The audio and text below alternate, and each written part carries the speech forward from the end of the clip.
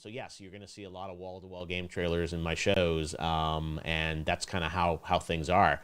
We're going to have some cool gameplay sequences in this show, which we haven't done in Game Awards. We're just going to be like literally raw gameplay. That's something I love at E3 that we haven't been able to do at my other shows, especially at Game Awards, just because things are so fast-paced. So maybe that's a little less advertising-y to you. But yeah, look, I mean, there absolutely will be sponsored elements to all my shows, and that's just sort of how we have to pay for them. So yeah, it's a fair point, and I see people always talk about that. But yes, we are absolutely kind of celebrating games and showcasing new games as part of my shows, and that's not going to change. So it's a good commentary, but it's just sort of it's kind of the way things are. Here's another good question. Am I feeling like I have to fill E3's shoes? Well, yes and no. It's actually, there's a little bit of trepidation because we're doing this in June, which is a traditional E3 time period. And I don't think I'm worried about comparisons to last year's E3, but I do think of 10 or 15 years ago how amazing E3 was for all of us. And I think we'll be judged, I'm sure, compared to the best E3 that ever was. And we're not trying to create an E3 replacement. What we're doing is different. I mean, I've been doing Summer Game Fest for a couple of years, and whether there's an E3 or not doesn't really matter to me. We did just fine last year with E3 existing as well as a digital event. So yeah, I do think about it, and I want to make sure that we're doing right by the fans. And I'm sure there will be people that are disappointed and like, oh, Summer Game Fest sucks, bring back E3. And, it's just like the nature of the internet and what people have to say. I would love the old E3s to be back. They're just not going to be back. And I talk to the game companies every day, and I know what's going on and how they're thinking about things. And the reason we're doing Summer Game Fest is because I kind of knew that E3 probably wasn't going to happen this year. And I wanted to make sure we had something. So that's why we created Summer Game Fest. And believe me, I think very deeply about this stuff. I'm very passionate about it. I care very deeply about this. So yeah, I'm certainly aware of the comparisons that'll be out. There's definitely some good stuff coming that I'm very excited about it. So stay tuned. And we will share more with you in due time. Here's a good question. Do I think Summer Game Fest could become a physical event in the future? I do think it could become a physical in the future. This year, actually, we're doing something physical in Los Angeles with media and influencers, and Twitch will be a part of it, actually, to get to play some games. So we haven't talked about it publicly in a big way because it's not open to the public. It's a smaller sort of test event, but there will be some hands-on playable stuff, and you'll see that actually covered on Twitch pretty extensively. So stay tuned for more news on that. So we are adding some physical elements. I think Summer Game Fest will always be a digital-first event, but there's the possibility that we would add some physical components to it in future years. So it's definitely something that we're sort of thinking about, and I'm very excited to sort of do more about it in the future. So it's a great question, and thank you for thinking about that. And hopefully, I would love even to do physical events in multiple cities. That's something that I always think about too. Is like, how could I do a physical event in London or in other cities? So it's definitely something that I think about a lot. All right, let's go to the next question here. Let's see. Why is Summer Game Fest only at one Canadian theater? You're talking about the IMAX thing. It's because IMAX Live is a brand new technology for IMAX to stream into theaters, and not all their theaters are equipped with it yet. I think they're only about 65 in the U.S., and I think it's like one in Canada or a couple in Canada and one in London. So they're just starting to roll it out. So I would love it to be in more theaters, and they're going to add a lot more theaters. So by Game Awards time, I'm hoping that people will be able to, see it in more theaters. So great question, and it's something that I'm definitely sort of, thinking about there. Next question is, what is your plan for building the VGA since it's now on the surface a top place to reveal content? Well, first of all, thank you very much. We're honored by the opportunity to reveal content at the show and partner with companies. I don't want to talk too much about our plans yet for this year. We're still working on them, but we're really just going to keep kind of growing that show. And like, we'll have the orchestra back. We'll have hopefully good reveals. We'll hopefully have everyone together in person and fans back with us at the theater. So yeah, I'm very honored with what the show has become and how much it means to people. I've been inundated even this year with teams pitching us games for reveals and whatnot. So It means a lot to me that people set that as a goal, right? Sometimes teams will say to me, it's like, we're going to work hard all year with the hope of being at the Game Awards in December. So it's very meaningful to me, and I'm so proud that we have a vehicle like that. And hopefully we do right by the fans, but also the developers that want to reveal content there. So we got some good plans, and we got to get through Summer Game Fest first. But I'm very, very excited to talk more about it when the time is right. All right, next question here. Oh my God, there's so many questions here, guys. This is fun. It's good to be back talking about things. I'm very excited. Hold on. Oh my God, there's so many questions. Sorry, I'm just flagging some here so I can answer them. You guys have a lot of good questions tonight. Oh my God. All right. Sorry, I'm going to flag some more, and I'm going to go through rapid fire. Okay.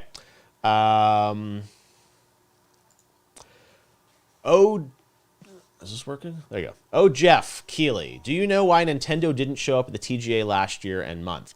Well, Nintendo was at the TGAs. Doug Bowser accepted an award for Metroid Dread. Nintendo had some kind of trailers or spots in the show for kind of talking about their lineup for this year. We did not have a big Nintendo world premiere last year at the show. And sometimes it's just honestly how things shake out.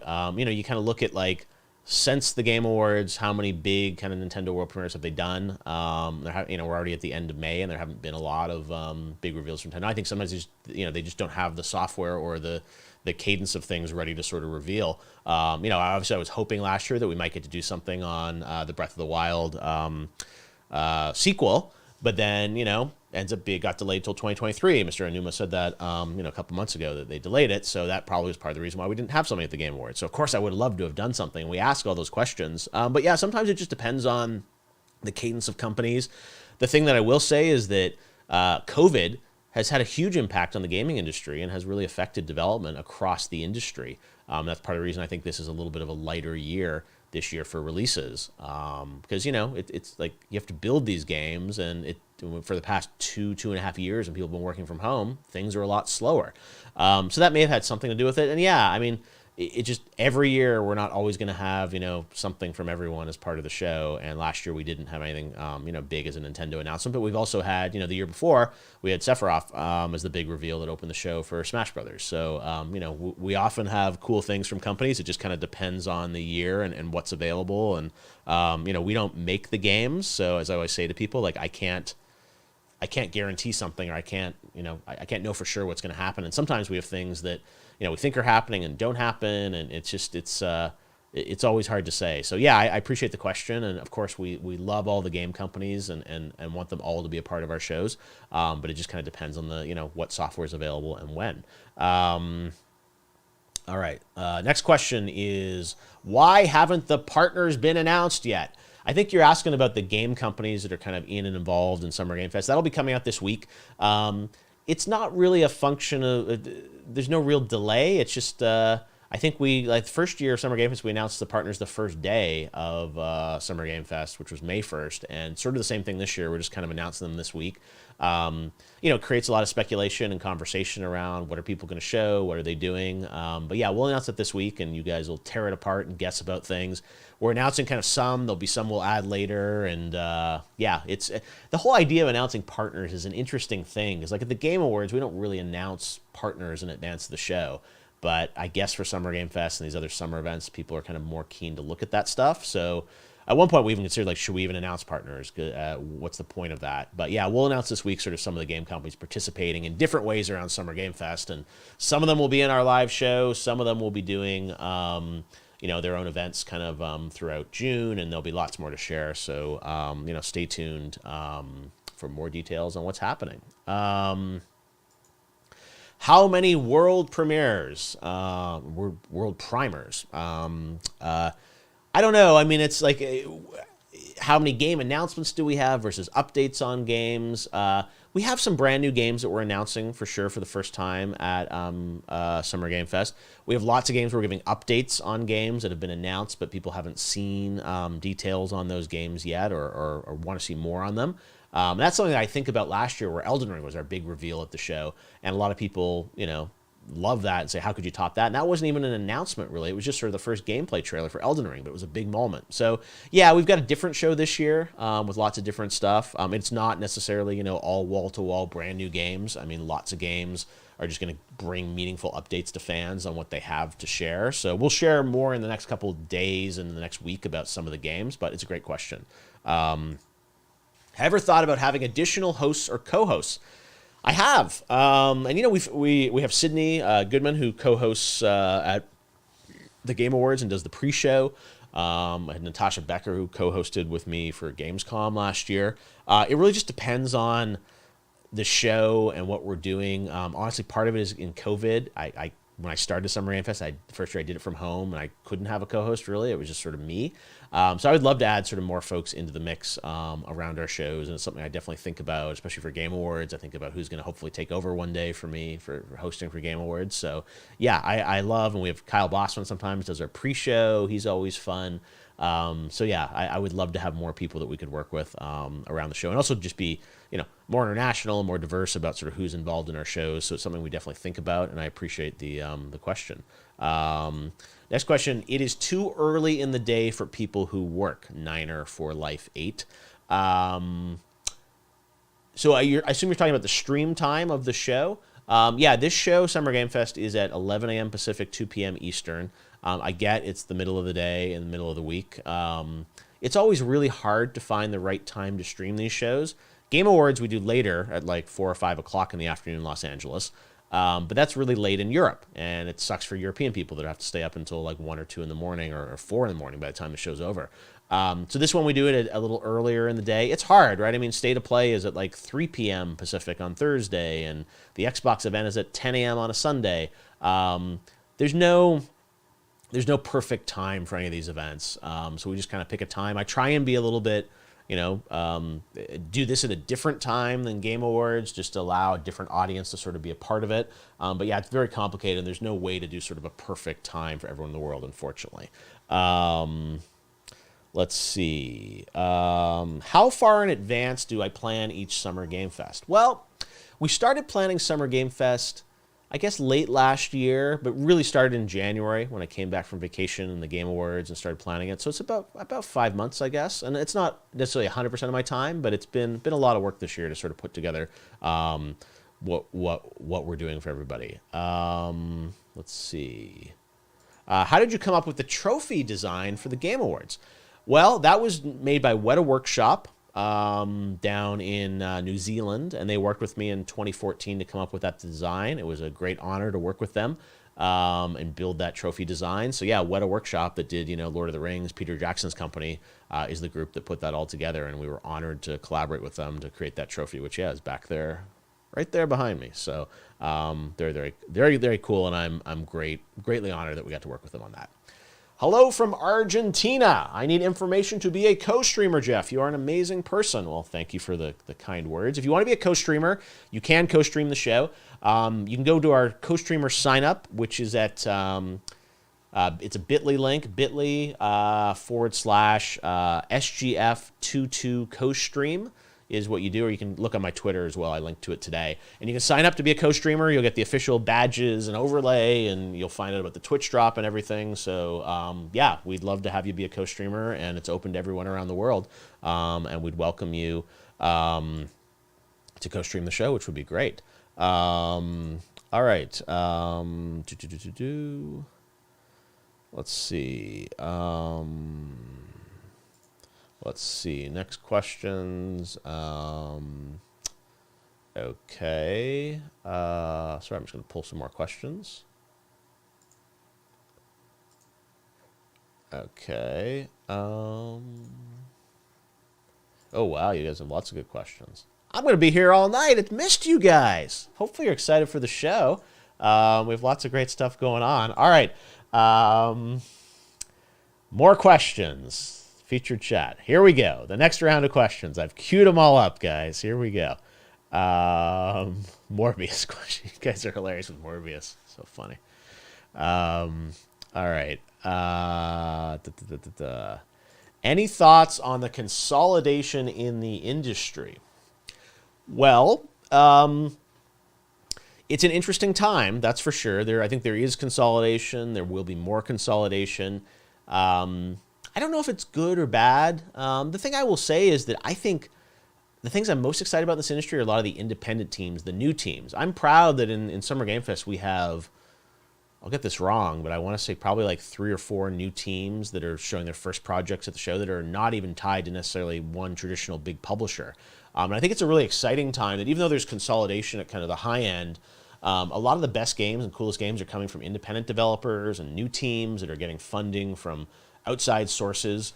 And it's not about, just EA, Ubisoft, Activision, all those sort of big companies anymore. So even though there's like mergers and acquisitions like that, I think there's such an opportunity for other teams to stand out. So yeah, I don't worry as much about the consolidation because I feel like in some ways some of those companies need to consolidate just because they have so many people and so much stuff that they do. But I think it creates opportunities actually for other developers to come through. And I'm conscious with my shows to have opportunities for smaller independent teams and others to be a part of them. So yeah, it's a good question. And believe me, I'm sure there's going to be more consolidation. We will not be announcing any, big acquisitions of companies at Summer Game Fest, I think, at least as of now.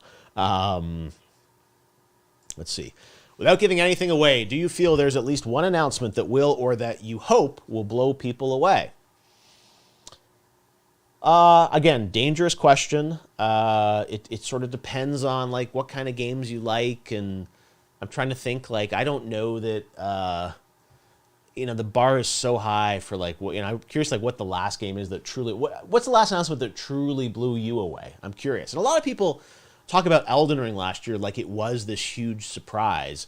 And that game was announced. We just showed the first gameplay. So I never quite know what people are going to get, really excited about. I don't know that we have, the insanity of, mic drop insanity that, you would consider that. We may have a couple things, but it's not like wall-to-wall sort of mic drops or we're promising anything like that for Summer Game Fest. And I think, I think we're going to have some good shows from the first parties as well. We'll see what they have to share. So, the surprise factor is always so difficult now to surprise people. I'm really proud of Game Awards. I think we do like, get to surprise people once in a while with sort of cool stuff that we get to showcase there. But yeah, it's always a difficult thing because the higher the bar we set, the more expectations it creates and then disappointment. So it's a good question though. Next question. Does this year feel empty without a hyped game like Elden Ring? Well, it's something we thought a lot about if you're asking about Summer Game Fest. We never confirmed Elden Ring last year, but there was a lot of speculation about that being the big game. And look, it drove a lot of viewership and excitement. So yeah, as a producer, I definitely think about like, well, what's the replacement game that's going to kind of get people equally hyped? I don't know if it's necessarily even possible, right? I mean, Elden Ring sold an incredible number of copies, right? I mean, it sold more copies than Call of Duty last year. And was just such a phenomenon. So I'm so honored that From worked with us on that game. But yeah, I don't know that there's necessarily a replacement game that will ever match that. So it's more about how can you spread it out across multiple games and, different things. So yeah, I mean, I guess it's a concern, but it's also, we're not going to have an Elden Ring every year. So we have to sort of start thinking about like, well, what are the other games we're going to focus on? What can we do?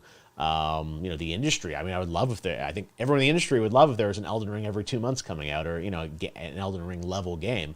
Just not the case. So, yeah, we'll see. I mean, you have that trepidation and you really worry more than anything. It's just like, are you going to have enough games to show people? And then it just kind of works out every time normally. But yeah, it's definitely something, to think about. But it's not a reason to not do the show. You just have to sort of do the best you can with what you've got. I mean, same thing with Xbox. I'm sure when they started this year on their show, they're like, Starfield and Redfall coming out this year. And then it's like, oh, those get delayed. And it's like, it's not like you don't do your show. You just have to sort of do the best you can and show what you can around it. So yeah, we adapt and things change on these shows every day. I mean, on Friday, when we had something that dropped out because the game is getting delayed and they're not ready to announce it. And, things constantly shift on these shows. So, in the next 10 days, anything could happen. But good questions. Will there be anything horror June 9th? I think we have some, I think we have horror. Yeah, we have some horror stuff for sure. Probably a couple things that are kind of in the horror genre, I guess. Yeah, I was thinking about that today of like the different genres, and we try and kind of time out the show in a way that like we don't have, you know, things back to back. So it's like, oh, we have a space game, then we should have a horror game, then we should have, you know, a realistic game, and I don't know. So we think about that. But yeah, we try and represent, you know, many different genres, and we're really proud that we try and, you know, have a really diverse group of things.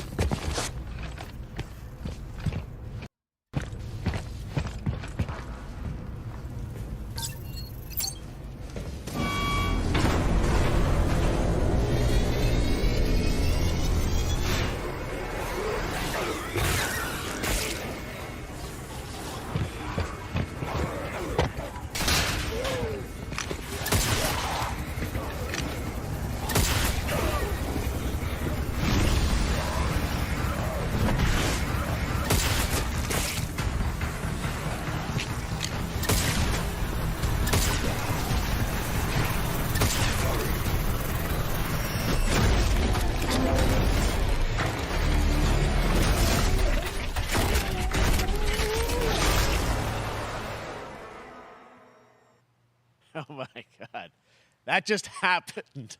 All right, moving on. This October, Call of Duty Modern Warfare 2 arrives. Infinity Ward is once again returning to its roots for a modern-day action game, and today we're about to show you the world premiere of its gameplay with a level playthrough. To tell us more, let's head to the Port of Long Beach to check in with Johanna Ferris, the head of Call of Duty.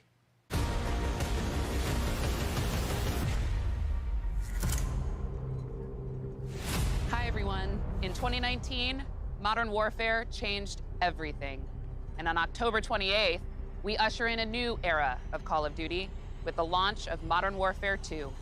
We are back, we are bigger, and we are bringing the entire team.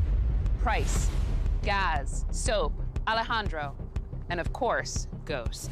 We needed a stage big enough to debut Call of Duty in a whole new way, inspired by the world we're about to enter. Oil rigs, cargo ships, and staggering odds are just the beginning. Here is Modern Warfare 2.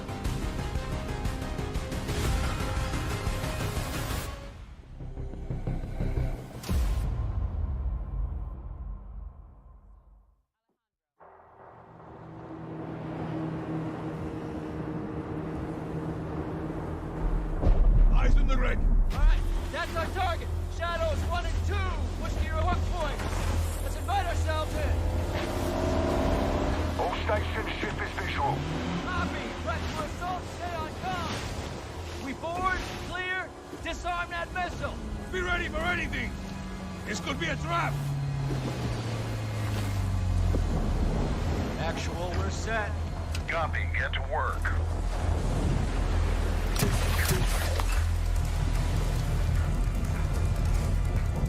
Good hook. Up and at him.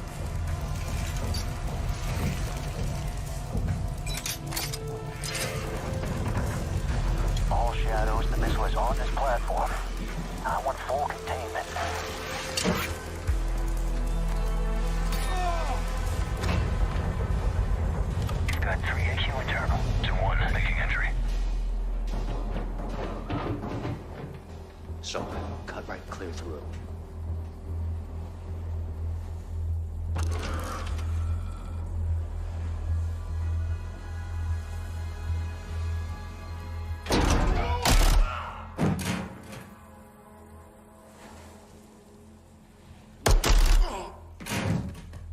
clear. Coming out.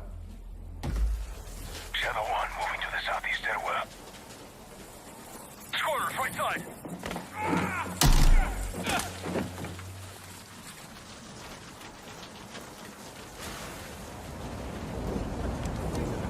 Two above.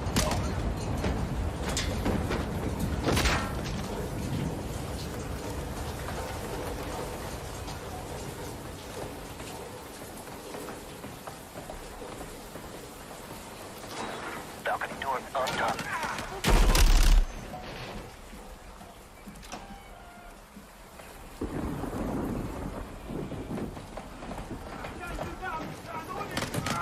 Ghost, we're moving to the main deck. What's your status?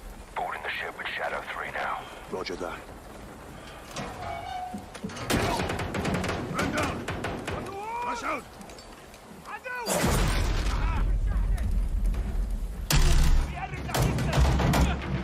There's no one here. We need to move fast. All shadows, force out. I want eyes on that container now. 2 copies, moving. We gotta roll.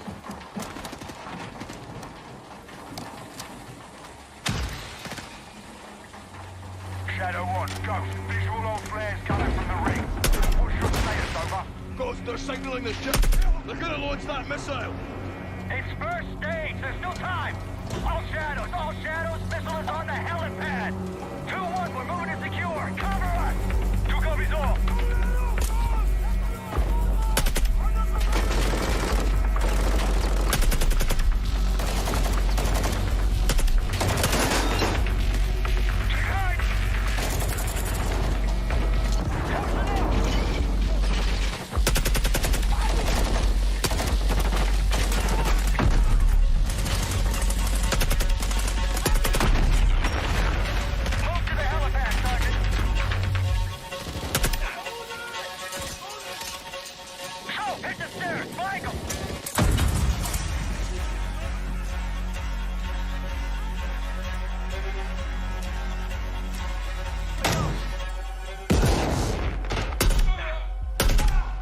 Clear.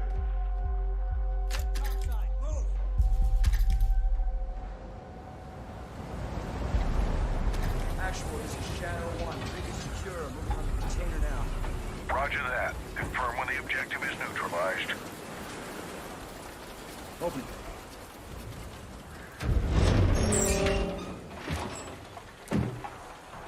Where are the controls? On that damn ship. Actual, we got a problem. Missile is armed. Controls are somewhere on the ship. You have your orders, son. Stop that launch.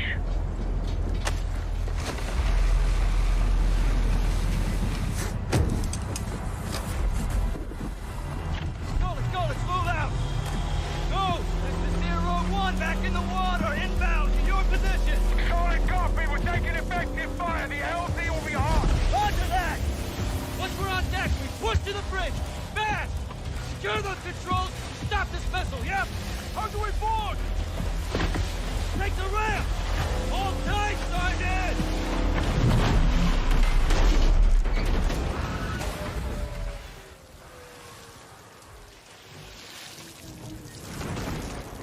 Let's have ourselves a gunfight!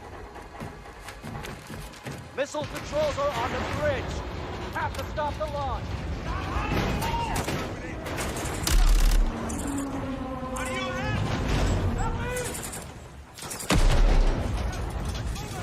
Alejandro, maintain overwatch from the rig. We're forcing up. Copy that.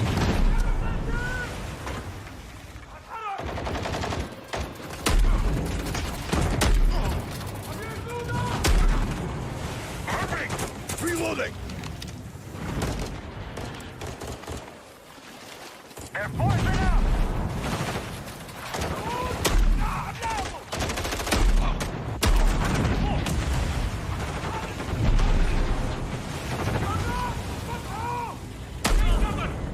I'm moving. Containers are the only cover we have. Just don't get caught between them.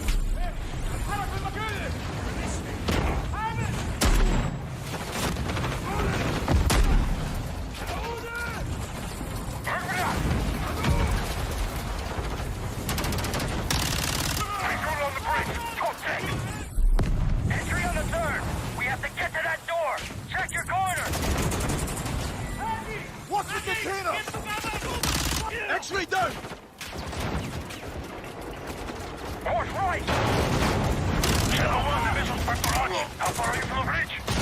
This is 1. We're pushing towards the entry now. Copy that.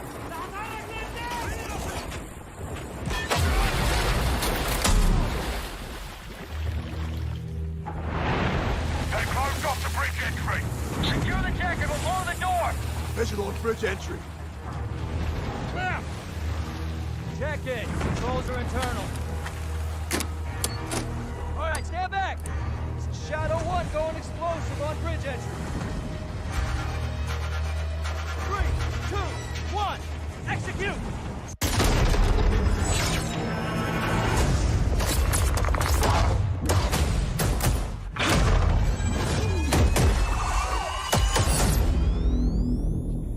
Pre-order now and get early access to the open beta. That's what we're talking about. And joining us now, up from Long Beach, Johanna, great to see you. How's everything? It's great. Thanks. Great to have you with us, and also Jeff from Infinity Ward. So we saw the first gameplay. Thanks for that extended sequence. Looks incredible. Jeff, tell us a bit about that mission. Where is that set in the game? What are we seeing there? Absolutely. So first of all, we're really excited to welcome back Captain John Price and Gaz Garrick. You know, they're not actually in what we just saw today, but they're returning members from 141, and then the other two characters that you may recognize from the older franchise that we're reimagining are Simon Ghost Riley and of course Soap John McTavish, and then a couple other new characters in here that we're really excited that we got to create for this game. First, Commander Philip Graves and Mexican Special Forces Colonel Alejandro. And Alejandro, I gotta say, it's a character we're really excited about. He's a guy who's super capable and a guy who's just as important as Task Force 141.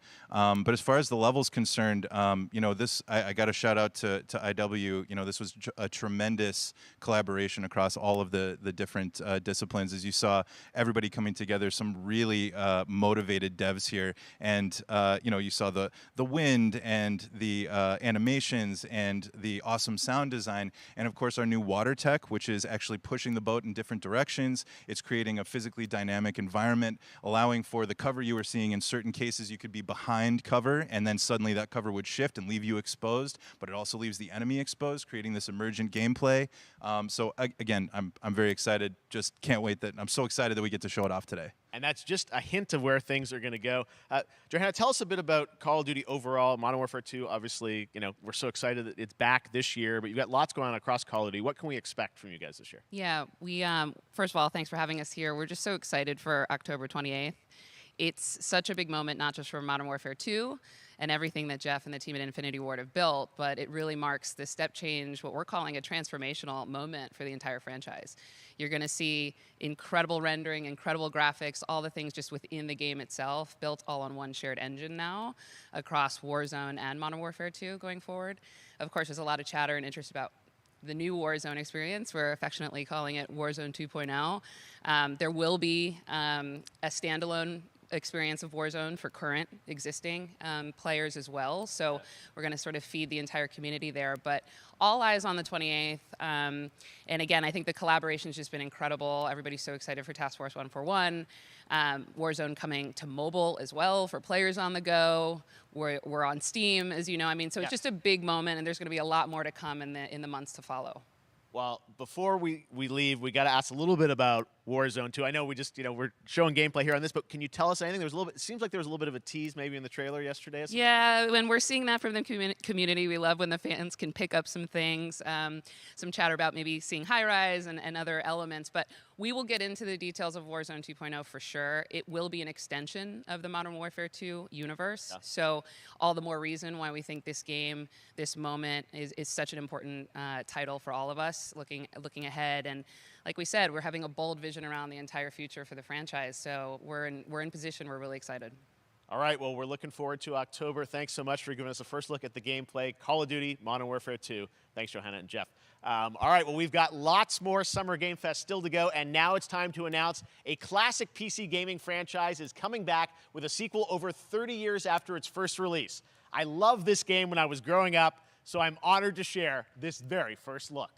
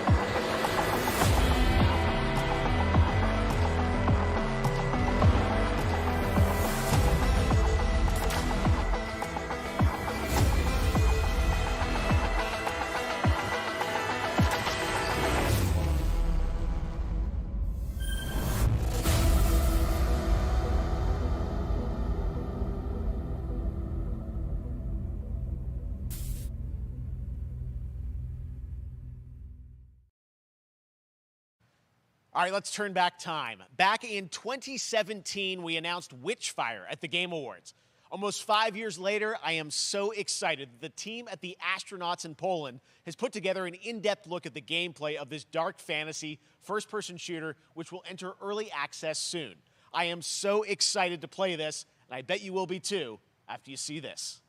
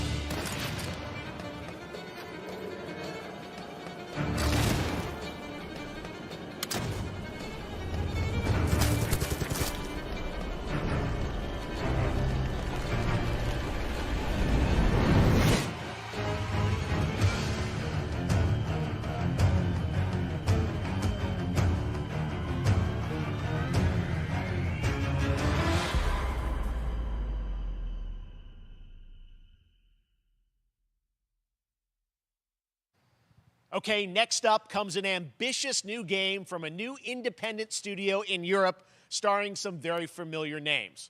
Enjoy this world premiere new game announcement.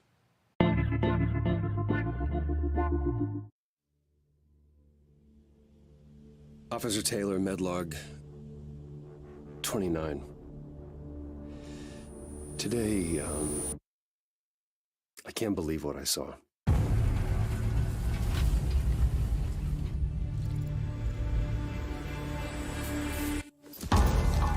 Solis, everything okay in there?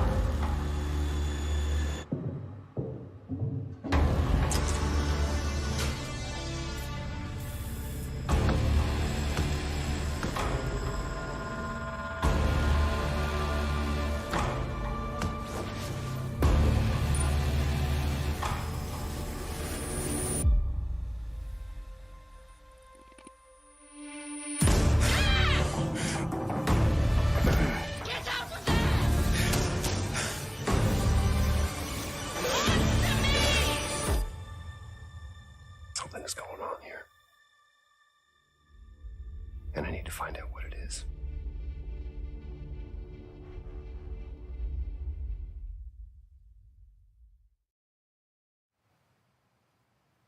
That's something brand new, and look who it is.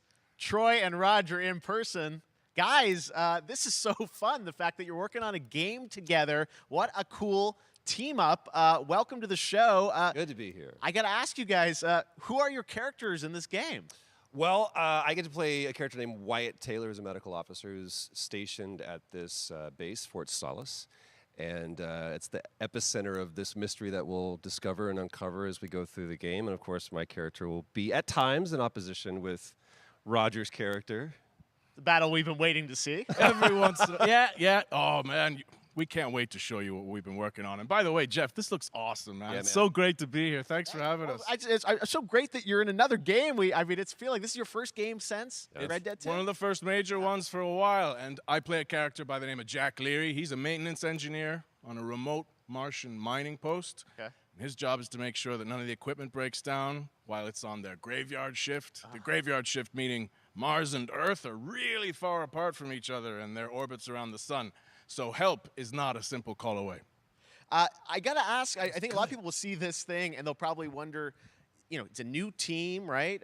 Independent studio in Europe that's making this, but with huge production values. I'm curious, How did you guys get attached to this? Tell us a bit about the background. I will say that 2020 to me was the most impactful year for games. It was the first, I mean, obviously we had this unprecedented event with the pandemic, and that forced the way that we looked at everything as a society, but also the way this industry functioned. But it was also brand new consoles. We had more tools that were being made available that were leveling the playing field between like the AAA studios and the indie studios or the AAA studios. And so, just like anybody else, we got reached out. James Tinsdale with this brand new studio said, we'd like for you to consider being a part of this game. And he walked me through a very brief description of what the experience was going to be like. And in the very beginning, he said, we want this to feel, it's a tight thriller. We want it to feel like Dead Space meets Duncan Jones' Moon. And I was like, sign me up. I'm into that, absolutely. And full like performance capture and everything. Ah, right? yeah. Absolutely. New studio, brand new energy, and of course, I get to work with one of the best in the business. And me. I get the privilege Who's the other of getting to see this guy and watch him in action. I love to work, and I love the challenges and all the new innovations that this medium provides to performers. We can't wait to show you what we've been working on. I think it's going to knock I your guess I've socks seen off. some of the behind the scenes and the performance capture, Unreal Engine 5. I mean, it looks absolutely phenomenal. Can you give us a hint about the gameplay? Like, what are we going to do in this game? Yeah, the verbs are always important. So we're going to let the game speak for itself. We'll be showing you more later on. But this is a game where you as the player, that you're going to be exploring, you're going to be discovering. Like we said, it's a very tight thriller. So you're moving very fast-paced through this world. There'll be multiple locations, multiple ways for you to traverse, which we're excited to show you about. And then the narrative is a huge element to this. They didn't waste any resources on the performance for sure. I got to tell one quick story, if I can. That was one of our favorite moments. There is a lot of action in this game, and that was at the forefront of this. And to speak to the performance capture aspect, we brought in an incredible, I got to give him a shout out to Nathaniel, our stunt coordinator, who walked us through and really approached this in a completely different way than anything I've ever done before. And he says, I want to know the story of this fight. And so Roger and I sat down. We said, these are who our characters are. And he goes, give me 1 hour and I will come back to you with the story of this fight. And after an hour, he comes to us and he goes, it was like a recovery program. It was 12 steps. And he walked us through this incredible fight. And about halfway through, I started tuning him out. And I was like, hey, man, I just want to let you know I've got no ego about this, but I can do a lot of things, but I can't do this. And he grabbed me by my shoulders and he says, oh, you can. You will. And it's going to be glorious. And we did. And we it's did. like a dance. There was a lot of trust, and it worked out. Yeah, I mean, we're big, excited big about it, stunts. I mean, this is so cool to see. It's an independent studio doing this, teaming up with you guys. We can't wait to see more. Troy, Roger, thanks for joining us here. Happy to be here. Summer Game Thank Fest. you. All right, appreciate it very much, guys. All right, well, next up, keeping up with the space theme, it's time to world premiere a very exciting new game, which will feature a musical score by industry legend Mick Gordon. This one is going to grab you, and we are so honored to debut it.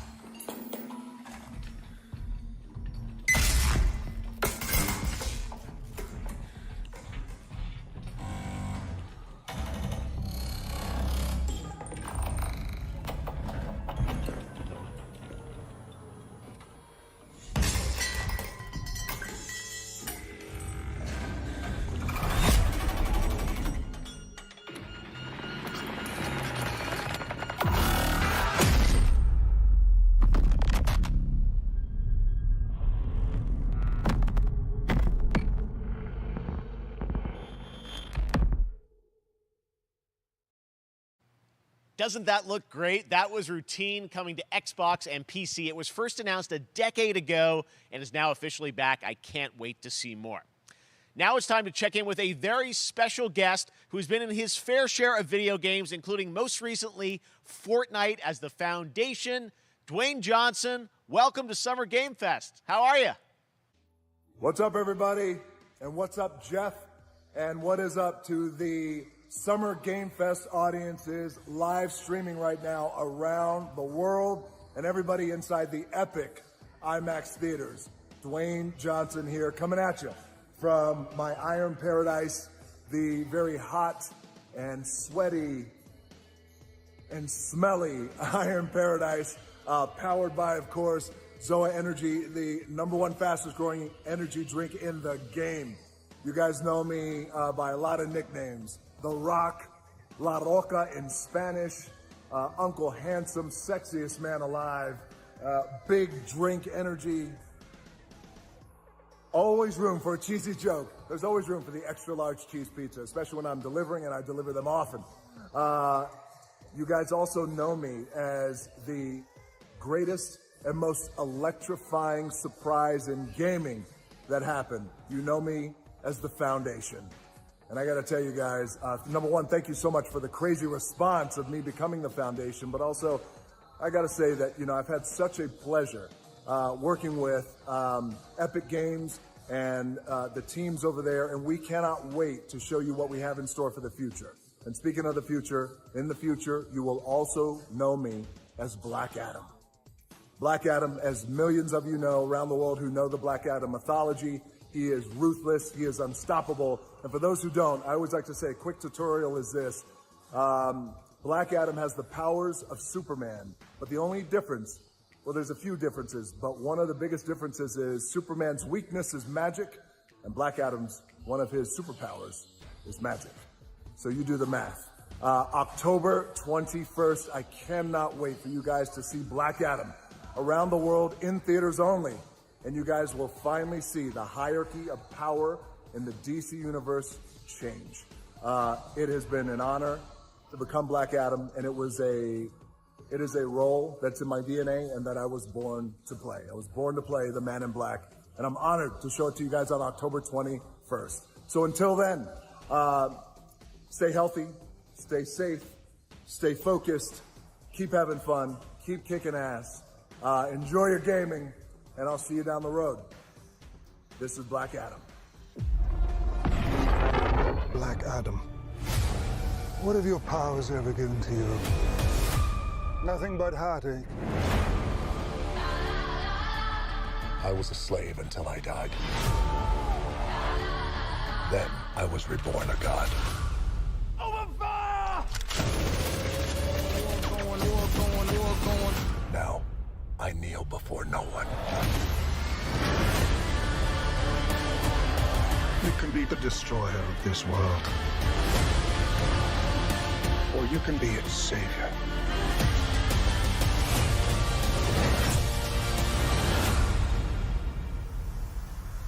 That's up to you. Behind you! Did he just catch a rocket? He got a rocket. All black anything, you know my press code.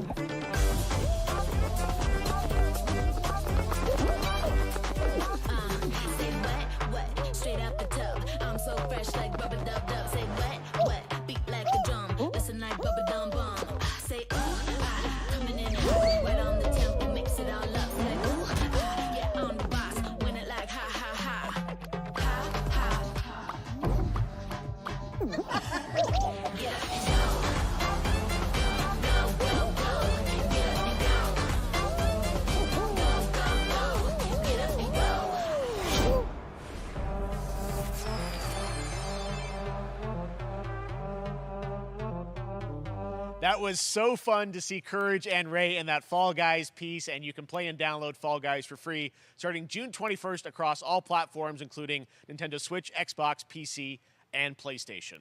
All right, back to another new game announcement. We're going to announce a brand new game and universe from a new team of legendary developers. Check this out.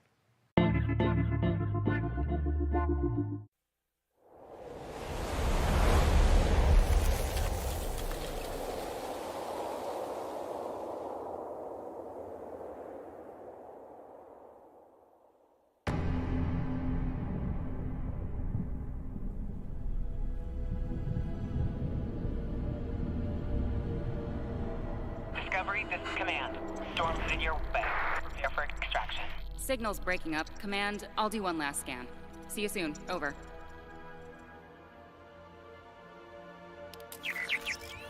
Okay, hurry.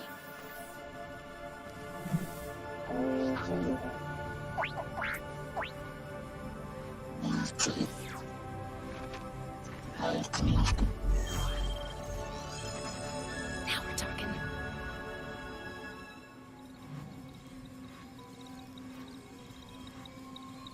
Command, I may be onto something.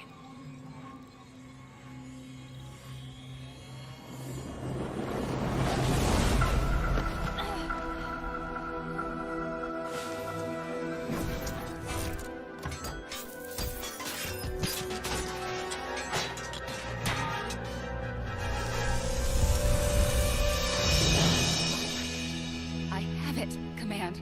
Repeat, I have it. Mission accomplished.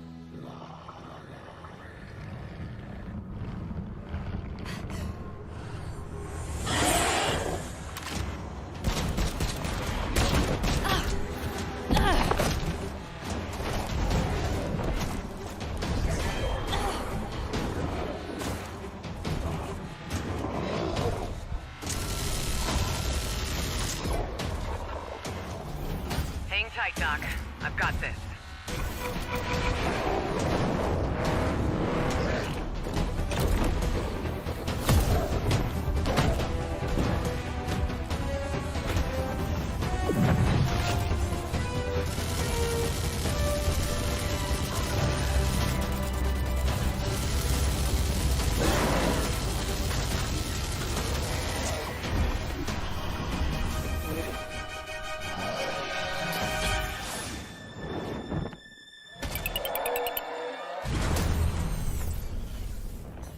Glad you could make it. We gotta move. Now. There's a storm coming. And hell's coming with it.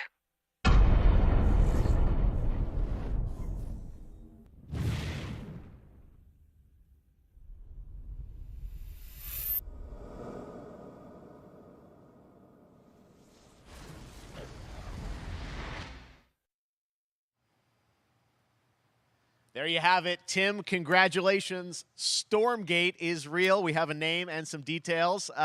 So first of all, congratulations on this announcement. We're so excited about the return of RTS, brand new franchise. What is a Stormgate, though? All right, so Stormgates are portals that open during a massive solar storm that unleash the infernal host on future Earth. Okay. And we saw some hints of some, I mean, you know, you guys coming from Blizzard and StarCraft, everyone wants to know about races. You know, tell us about the sides in this RTS game. Yeah, we're unveiling our first 2 factions today, but there will be more. So the Human Resistance, and we saw an archaeologist from the Human Resistance in that intro cinematic, and then also the Infernal Hosts, who are these demon-like monsters who come from another world. I think one thing everyone wants to know about, especially your background pedigree of the team, of, you know, where do you want to push the RTS genre? It's something we've all loved for decades, but, you know, opportunity for a lot of innovation. I know you're going to show us, I think, some hints of where you're going to go image-wise with the actual gameplay made in Unreal Engine, but any sense of what you want to do for the gameplay in this game? Absolutely. But the first thing I want to say is we are very consciously trying to stay true to what players already love about RTS. Where we're really trying to push the genre and be innovative. First off, approachability. For one thing, we're free to play, but no pay to win, no NFTs, nothing like that, just to lower that barrier to entry to get players in. But we're also really trying to be a lot more social. So you'll be able to play the campaign cooperatively. We've got 3-player open-ended co-op, and we've even got 3 versus 3 for competitive multiplayer. But of course, we've also still got 1v1 competitive. And as a little surprise, I think we've got some first kind of work-in-progress images from the game, right?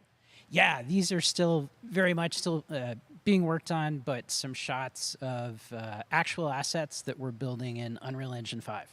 Wow, well, I love it. 2023, you said, for the beta, so people can sign up now, get ready, and I'm just so thrilled that there is a brand new RTS franchise coming from you guys and your background and what you did, you know, at Blizzard and StarCraft. We're so excited about this team, Frost Giant. Thank you so much for giving us your announcement today on Summer Game Fest. Thank you so much for having us here. Really grateful. Awesome. All right, Frost Giant, Stormgate, keep an eye out for it. Now it's time for another indie game announcement that I'm excited to share with you. High Water. Check this one out. Good morning, High Water dwellers. High Water Pirate Radio, keeping you in the know with our flow. Alphaville authorities continue to deny false rumors that Alphaville elites are planning to evacuate to Mars. True or not, the one thing we can't deny is that the world ended on a sunny day. The world ended on a sunny day. Boys and girls surfing in the bay. Kids clamored in the park. No one suspected the coming dark. The wave was coming, but the sky was clear. I let it wash over me. Swept away, swept away, swept away without fear. Swept away, swept away, swept away without fear. The world ended on a sunny day. Boys and girls surfing in the bay. Children clamored in the park. No one suspected the coming dark, the coming dark. What a breathtaking trailer. High Water is an adventure strategy game set in a world ravaged by extreme climate change. Now, speaking of the world around us, the conflict in Ukraine is not far from anyone's mind, and it's impacted the development of games, including Replaced from Sad Cat Studios, a Belarusian studio with devs from Belarus and Ukraine.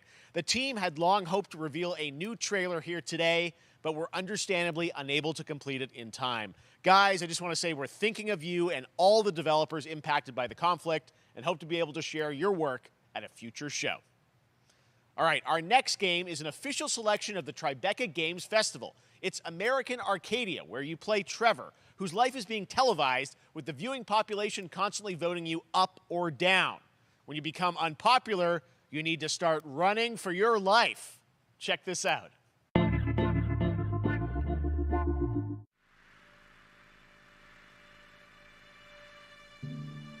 Picture a city where technology and science go hand in hand with fun and entertainment. My grandfather, Elijah Walton, had a dream to build the city of tomorrow. That dream is now a reality, and that city is Arcadia. A 43-square-mile metropolis where each and every citizen enjoys a life of luxury and comfort. Broadcast live 24 hours a day, 7 days a week on every digital platform. American Arcadia. Control. Subject on the run on camera 4025.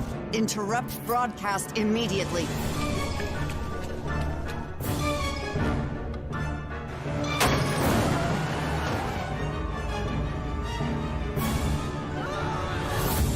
Listen to me.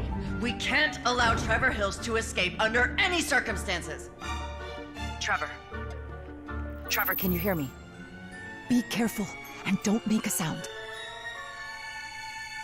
Don't worry. I'm going to get you out of there.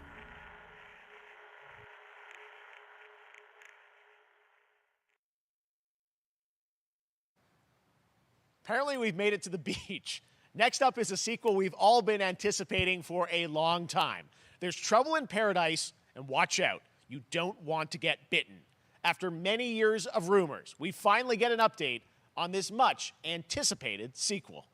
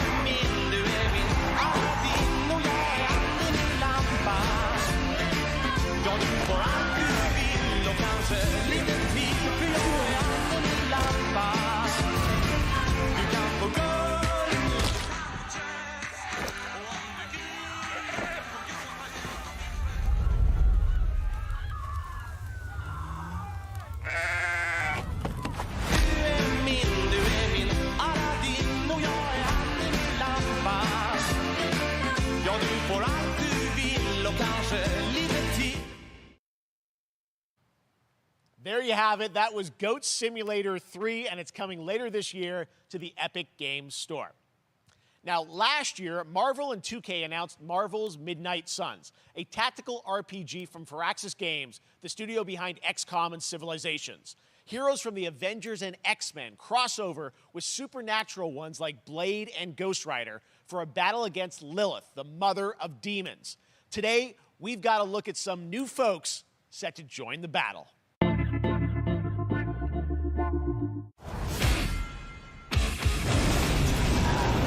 This world has no hope under your watch.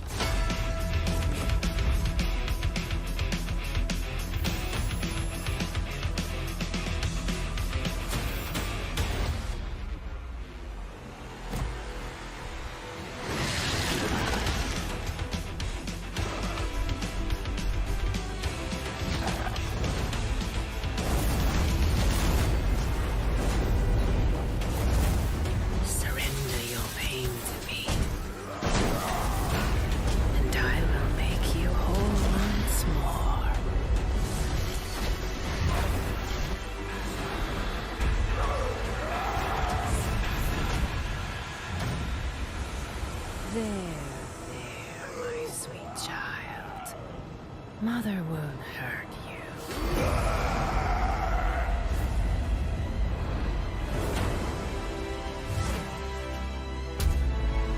Typical Parker luck. I'm gonna need some backup.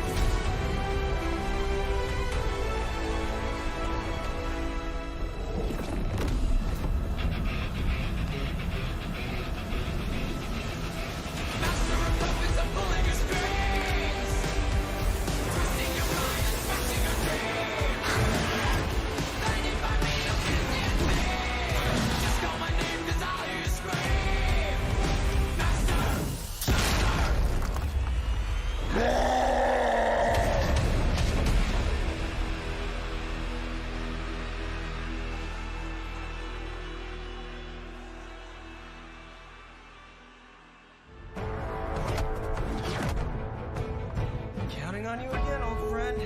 3, 2, 1. That used to always work. Well, it did that one time.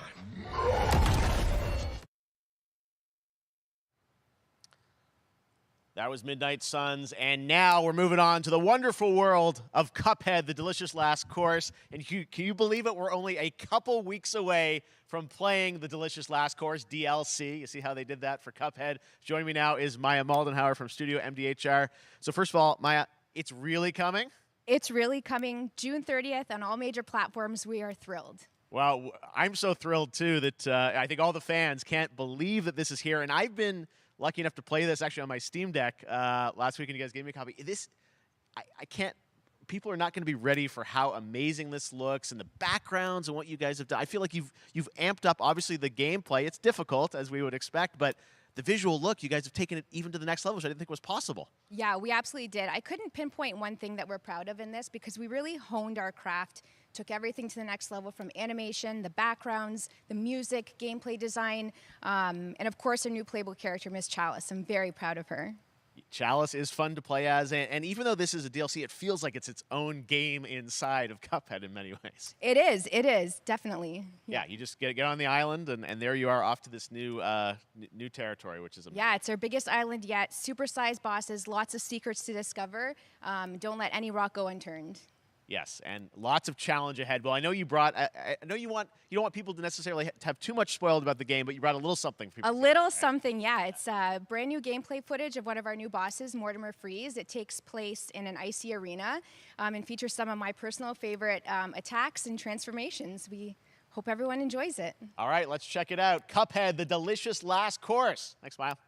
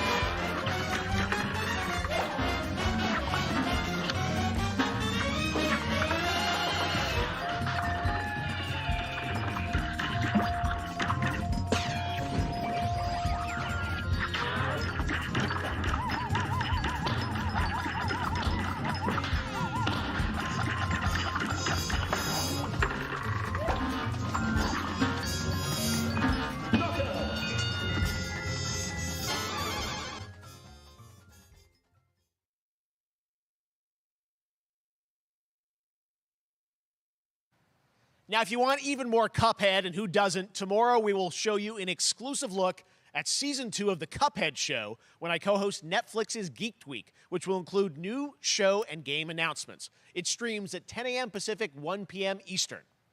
And that's not all. There's more Summer Game Fest all weekend long. Coming up next is the Day of the Devs Indie Showcase with I Am 8-Bit and Double Fine, then Devolver's Marketing Countdown to Marketing.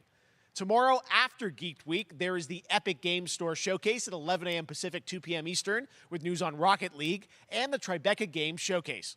And Sunday, don't miss the Xbox and Bethesda Game Showcase with a look at the future of Xbox and Game Pass. Now we have some exciting news for Nintendo Switch and PC fans about Neon White, a game where you play an assassin from hell who slays demons for the chance to ascend to heaven.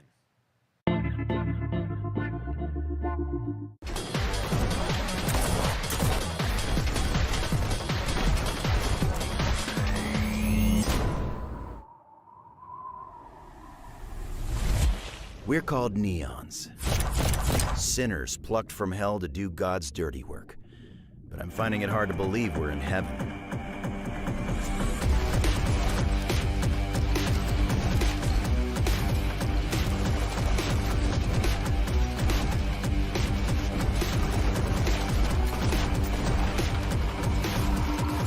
Got 10 days here. New day, new mission from Almighty. You think you can win me over by showering me with gifts? Good thinking.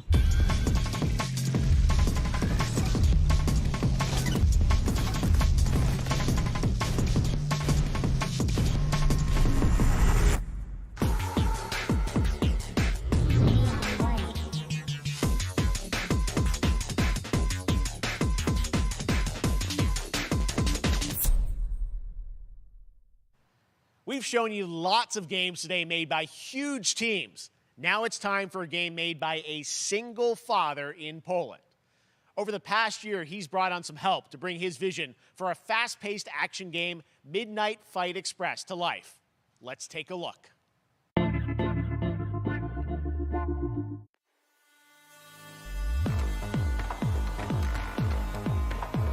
know the saying, get knocked down, get up again, that whole spiel. Well, it's time, partner. Time to rise up.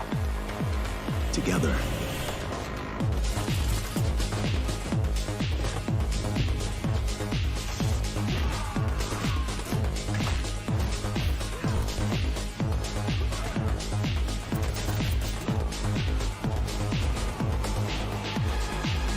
It's happening. The big guy's actually going through with it. While I sat at his side, seeing lives as dollar signs, had the stink of corruption all over me. And you know who put it there? Nah, not him. Me. Well, I ain't wearing it anymore, and neither are you. Tonight, we wash this whole damn city down.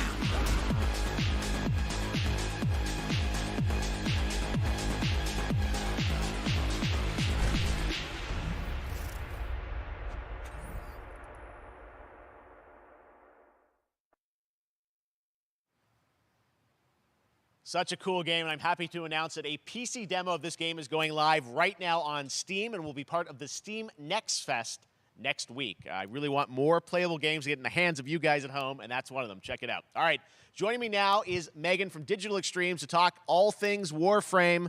Megan, how you doing? I'm so good. My fellow Canadian. I know. We got we just happen to always have these Canadian teams on the show. I don't know how that works out, right? It's okay. We do. Well, we have a great connection. We've also done a lot with Warframe over the years. And I know right now, anyone watching on Twitch for more than 30 minutes, this show is going to get a special Twitch drop, right? That's right. I already have seen people getting it, so it's very exciting. She's right there, loud and proud. Protea, 30 minutes for watching. Thank you for letting us kind of take over your special events category, but she is there and she is for you if you are properly linked up. No, Warframe, you know, as I said, we've done a lot over the years. You guys have done incredible things with the game, and I know you have TennoCon coming up in July, which is your big kind of event of the year to reveal what's next. What can you tell us? Well, I can't tell too much, but yeah, July 16th, 2022, it's a digital event again this year. Today, actually, we just launched the digital items for it, so you can get some in-game goodies, some really cool cosmetics, some merch, all that really great stuff went live today. But of course, the reason I'm here is to, you know, kind of debut. We have our Tenno Live during TennoCon, which is our big reveal of the night, and we usually do a little bit of a gameplay, a little bit of a demo, and I think a lot of people can suspect what it might be, but I'm here to kind of confirm what it is that Tenno Live is going to show. And what is that? Can I say it? Yes, I think you can. Okay, you're going to get your first look at the Dviri Paradox. Finally. Finally, I know it's been a couple years, but Dviri Paradox is going to be what Tenno Live is all about, and I'm so happy. The team worked really hard on the teaser you're about to see for it, and I'm just really proud and excited to show it. Awesome. Well, thanks so much for being here on Summer Game Fest. Let's take a look at that right now. My child, my friend, what was done is done. New dangers, new choices await us now.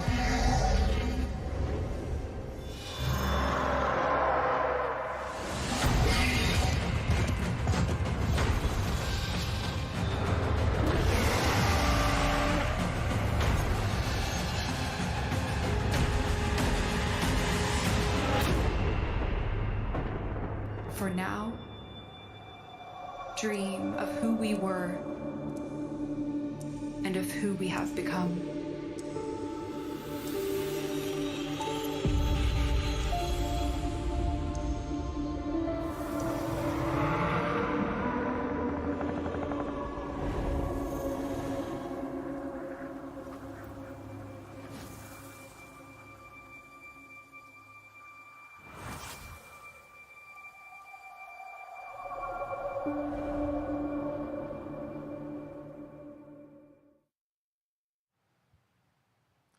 next, it's time for a new look at Honkai Star Rail, an upcoming open-world space RPG. Yeah, a lot of space today, from Genshin Impact studio Hoyoverse across mobile and PC. This studio continues to deliver, and this new trailer reveals for the very first time a new and exotic realm players will be able to explore.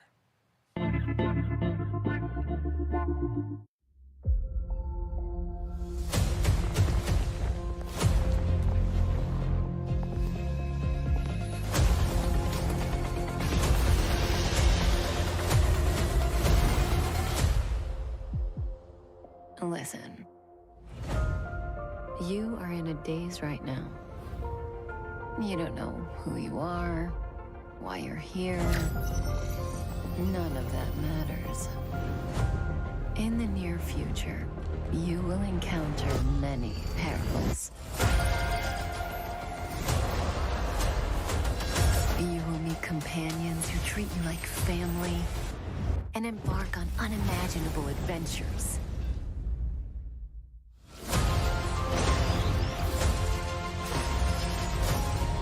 Remember what you feel in this moment. As long as you know in your heart where you're heading, you will arrive at the end of the story.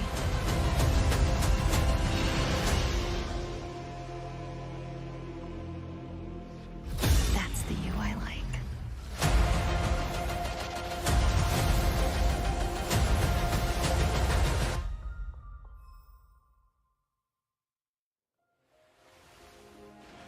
I have wine to soothe the souls of honored guests. Welcome aboard the Cienjo La Fool.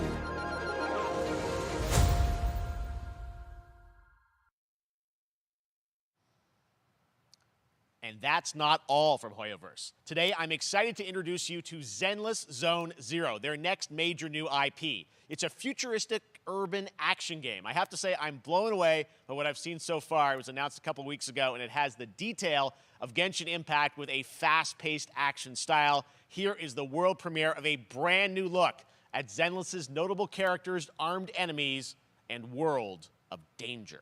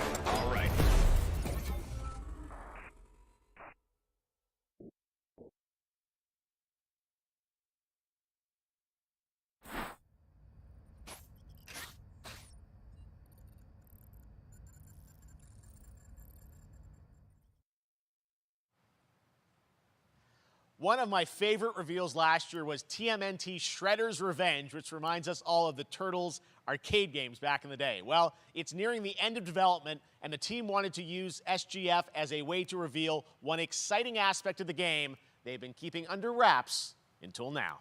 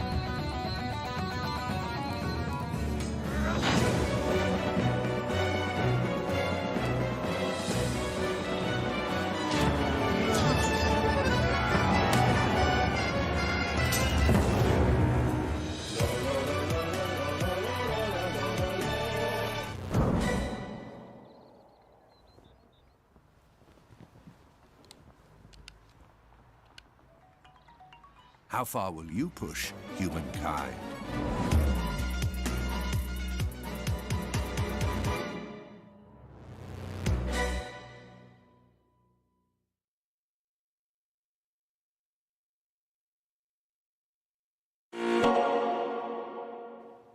Humankind allows you to shape your civilization by combining a multitude of historical civilizations from the ancient to the modern era.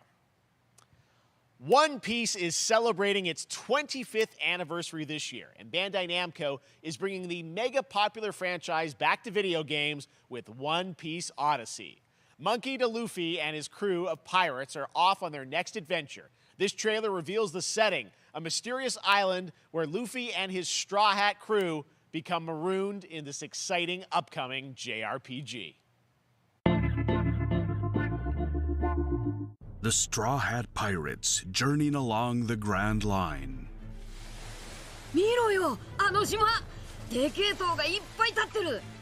空に伸びてるあの光はなんだ。よし、面白そうだ。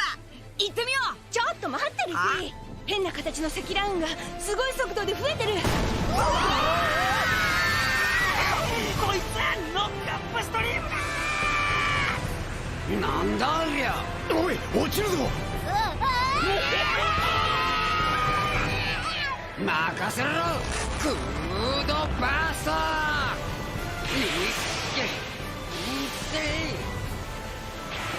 立て直すわよ。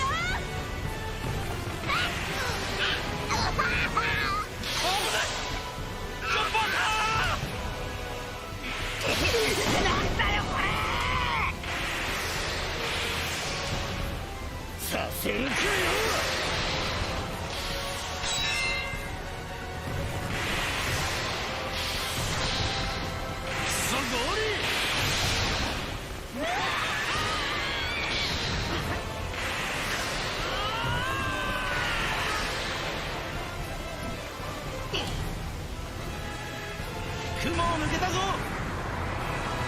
Filled with new encounters and hidden mysteries.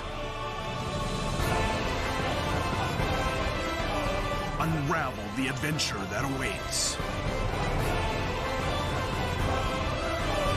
in an odyssey beyond imagination.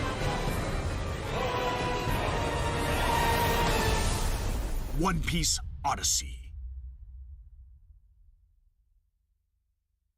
ここはあなたたちの記憶をもとに作られた世界よ。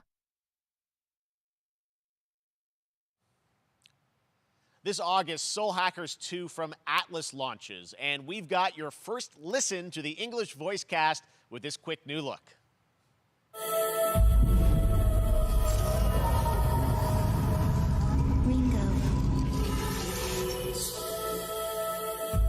Ringo.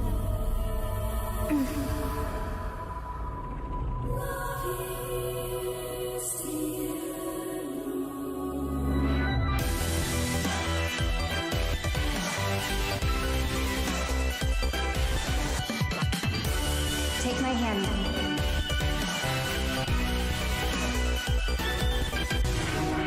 You get one more chance to make things right.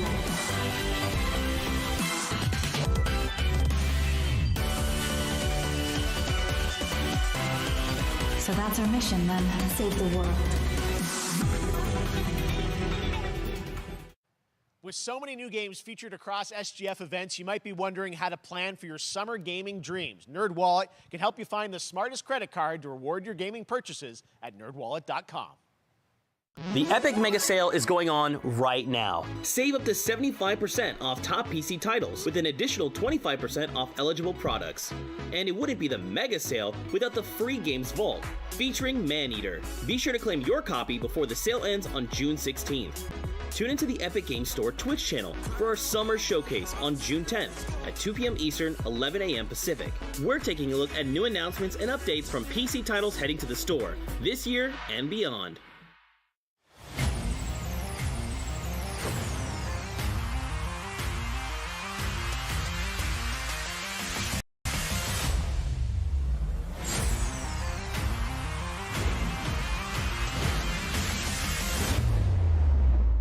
minutes.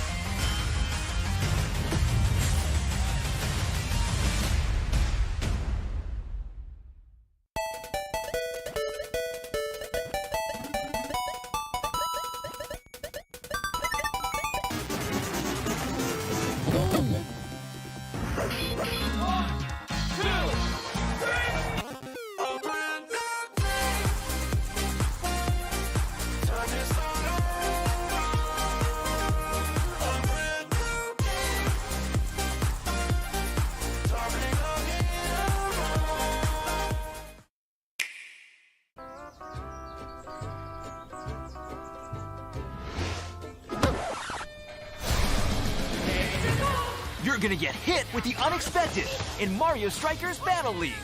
In this no-holds-barred, soccer-ish sport, chaos reigns supreme. So prepare to do whatever it takes to claim victory. So much fun, it hurts. Mario Strikers Battle League, only on Nintendo Switch. Game rated everyone 10 and up.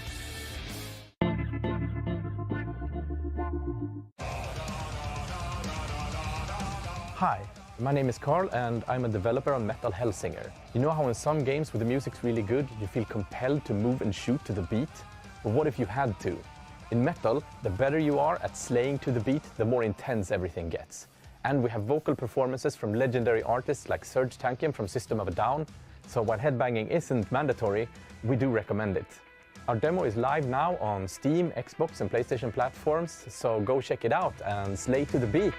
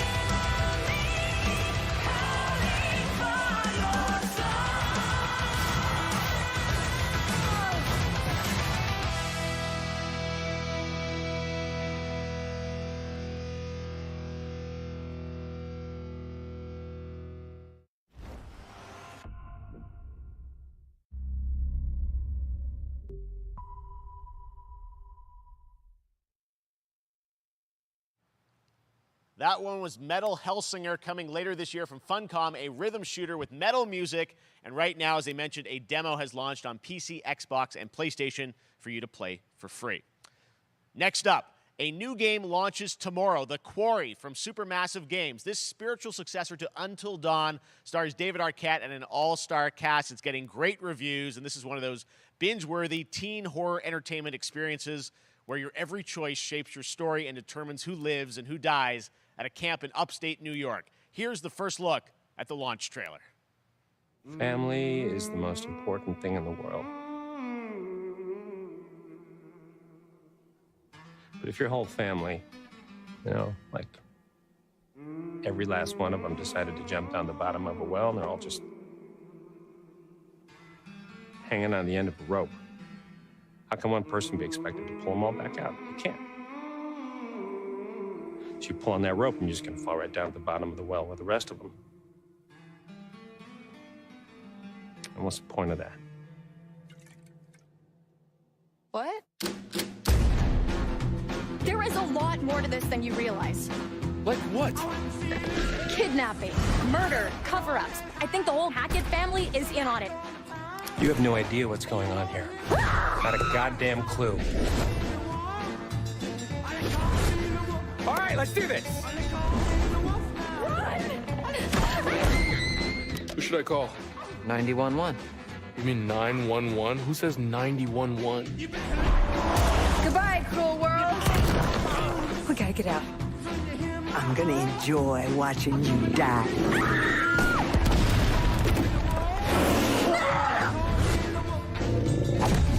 This isn't a ghost story. It's a creature feature. It's really happening, and you're all in it. This is gonna get a little messy.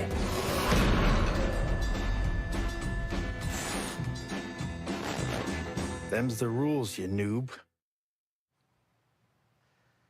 Back at the Game Awards, we were proud to reveal Nightingale, a shared world survival crafting game from Inflection Games up in Canada.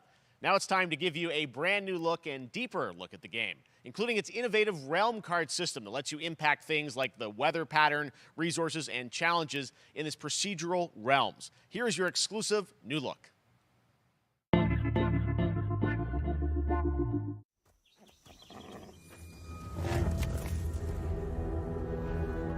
You're alone in the realms, I'm afraid. The portals are a mess. Not even sure if Nightingale made it.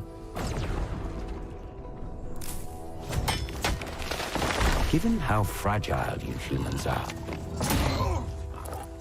I'd say that staying fed, dry, and rested should be your priority. If the portal arch is inactive, you'll need to make realm cards from rare resources. Once you have realm cards, you can activate the portal. Beware, though. Foul things lurk in the interrealmic void, waiting to get in. Be ready with your axe pick.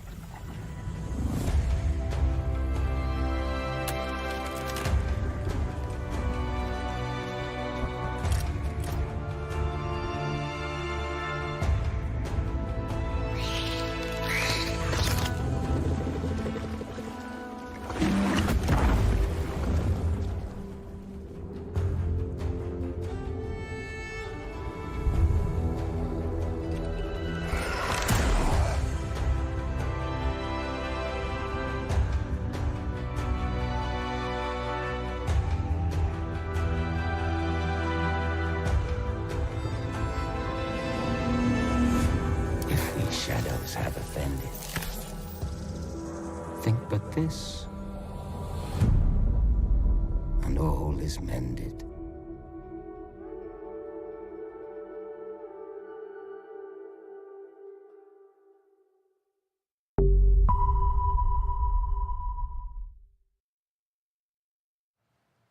The Saints are marching in on August 23rd with the reboot of Saints Row that we revealed last year at Gamescom. And today, we're happy to announce the launch of the Boss Factory demo across PC and console, which lets you design and set up your character. And since it's Saints Row, you guys are going to have a lot of fun with this one. Check it out.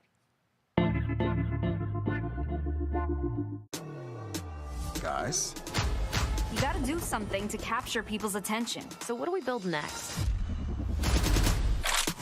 Me. I want all the power.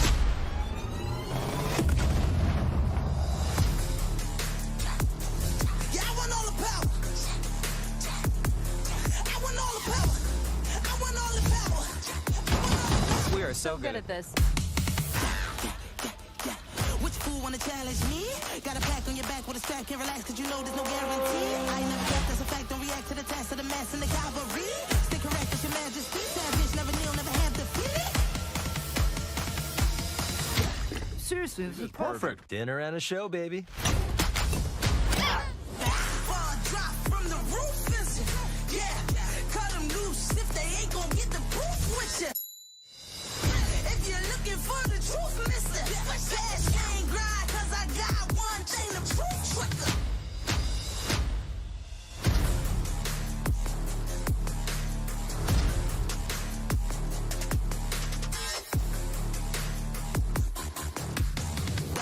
To the dark side of the moon, high speed chase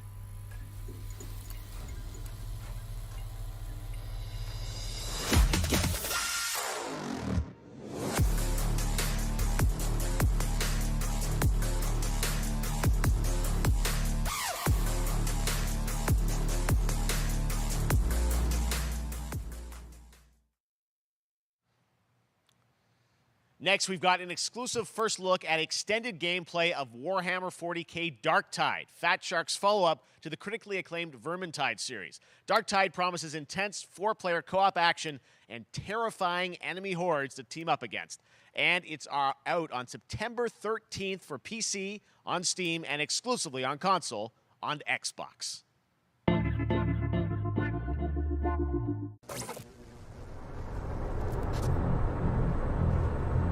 Manufacturer MHL1736 is heading towards a power systems failure thanks to a bit of heretic sabotage. So you're going to restore the coolant and hopefully save the day. Get in, access the operations array, and use the cryonic rods to flush the system. Preferably before something explodes. Head on through the ventilation tunnels and look for an access point. This way! Move it!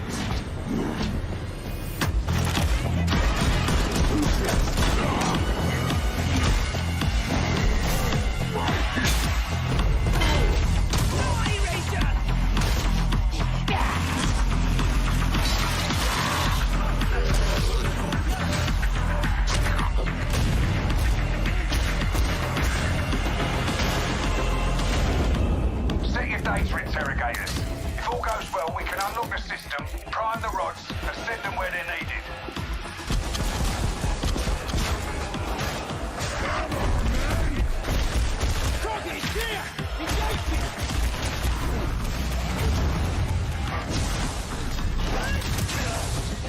That's the first part done. Get to the base of the Matrix bar and put those cryonic rods to work.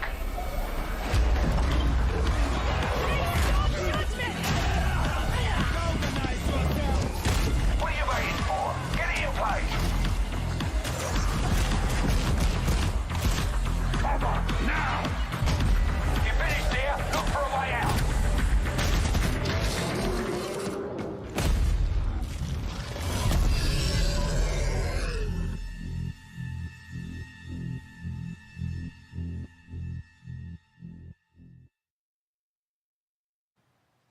Bloober Team is known for psychological horror games like Blair Witch and The Medium. Today, they are ready to reveal their latest creation made completely in Unreal Engine 5 for a visceral horror experience. It's a return to the world of Layers of Fears. Get a dose of this. Someone once said insanity runs in our family. Let it run.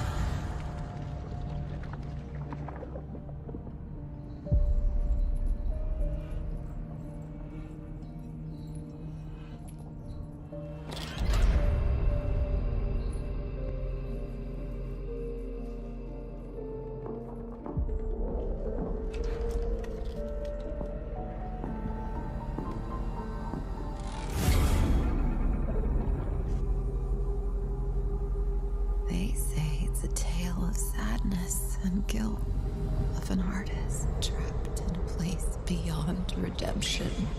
It's a lie.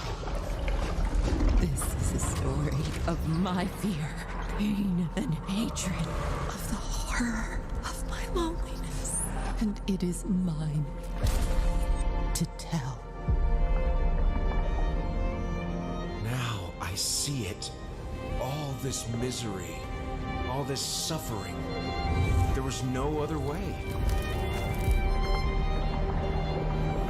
Shouldn't have. You really shouldn't have.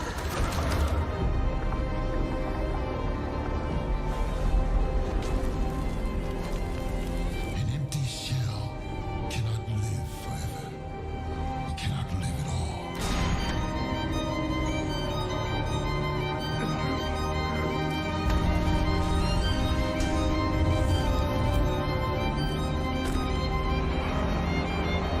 I was trapped in this house, bound by this body. Now, I break free.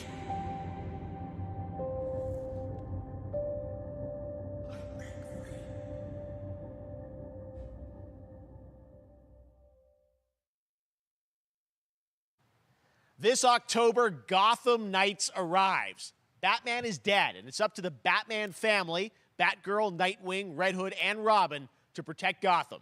To give us an exclusive new look, let's head to Montreal to hear from executive producer Fleur Marty.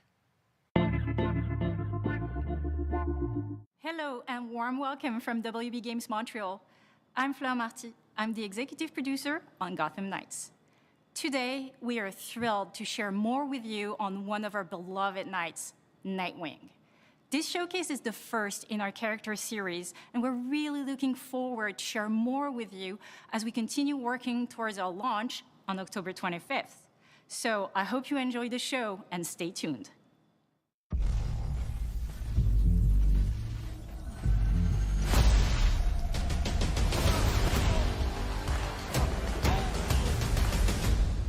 I had nothing. And then this city became my home. Its people became my family. Gotham gave me everything. It deserves to feel safe.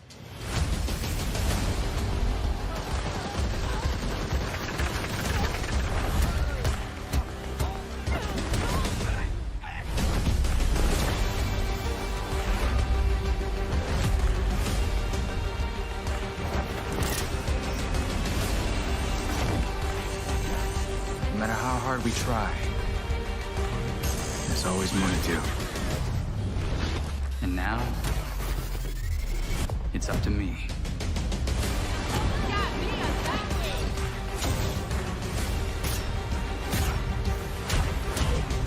Got time for a dance, Nightwing?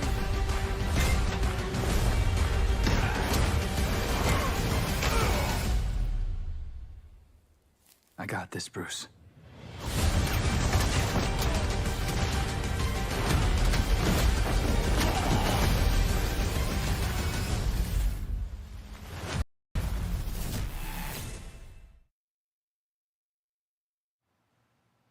That was Gotham Knights, and now we welcome, oh, look who it is, Neil Druckmann from Naughty Dog, co-president of Naughty Dog. Great to have you with us, Neil. It's been an eventful day on the internet for Naughty Dog fans, and I think we jinxed ourselves. We were joking about last night, like, watch the assets will leak, and lo and behold, that's what happened. well, the good news is there's some stuff that hasn't leaked that we have lots to share with people about all things at Naughty Dog. But first of all, it is it's a big month actually for Last of Us fans because Last of Us 1 and 2 both launched in June, and it's nearing its 2-year anniversary for Last of Us Part 2, which is hard to believe.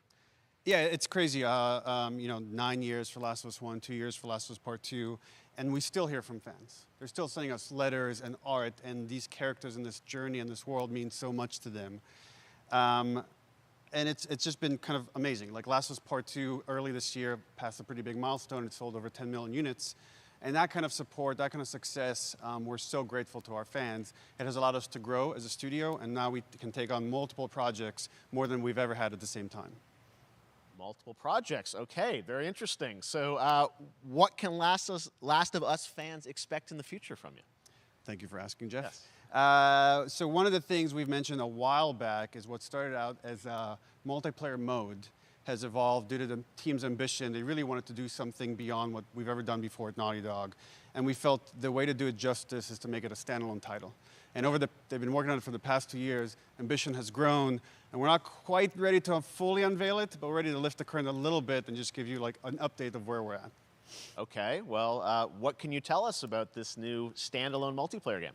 Yeah, so we have a concept art that we want to show. Yeah. But what I can tell you is that this game is big.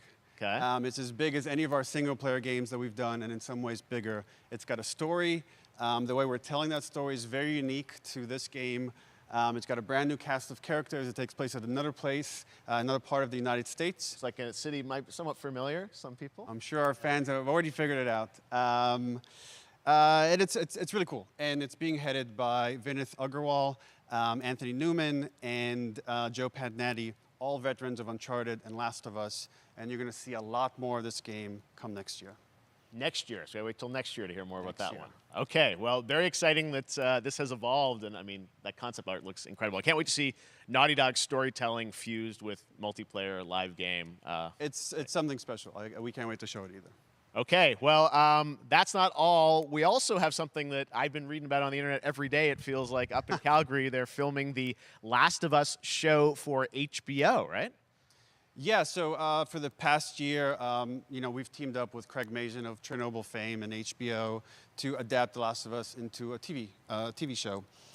They've been filming, and it's pretty incredible. The stuff I'm getting back, when we're looking at back at Naughty Dog, we can't help but feel emotional because not only is it so good and the quality is so high, it's so authentic to what we've made in the game. I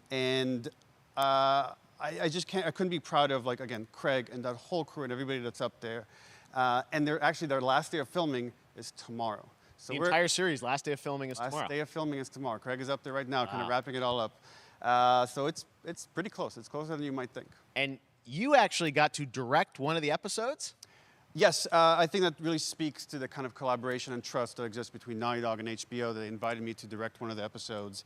I think we have an image from the episode I actually directed. Ooh, okay. So we could first look. Let's take. So you could see this is a certain museum that players might know from the game. And I really have to talk about Pedro Pascal and Bella Ramsey, and not only directing them, but seeing them do all the other episodes. They've thrown themselves at these roles for a whole year. Watching the nuance that they bring to these characters, their relationship on and off camera, I couldn't help but think about Troy Baker and Ashley Johnson. It felt so similar to the chemistry those two actors had when we made the game. And it really feels like this is going to be something special. And I will say this will be the most authentic video game adaptation yet. Well, I mean, that first image that they put out, it feels like the video game. Everything that I've seen, both public and other stuff, makes it feel sort of super legitimate, as you said, and that's awesome to see Joel and Ellie from the front side now for the first time. So we'll see more of that next year. That's coming as well, right? Serious? You'll hear about it very soon. That's okay. all I'll say right now. All right. Well, Last of Us HBO, very, very exciting. And I hear you actually have a couple actors from the show who are going to join us here. We happen to have a couple actors here that are part of the show. We should bring them up. Okay, come on up.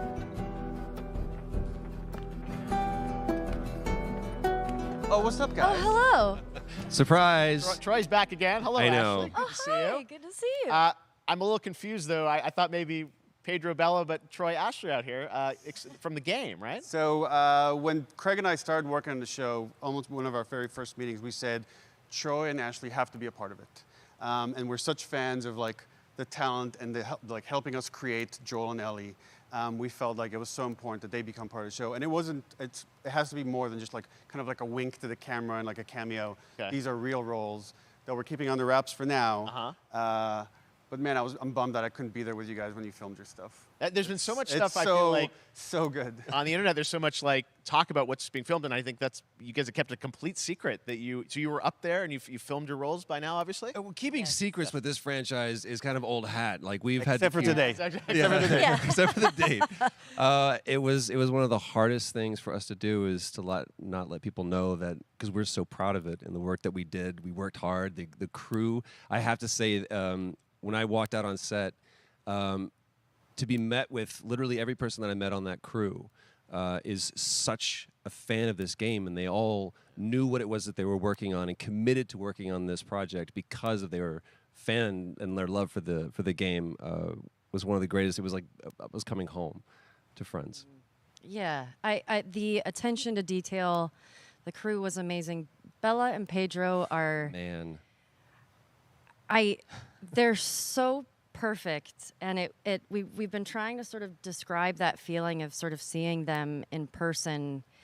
It's like the characters coming to life, but it's so much more than that. I feel like I can't fully explain it, but I am so excited to be a part of it, and just I can't wait to see it. I think it is going to be so good.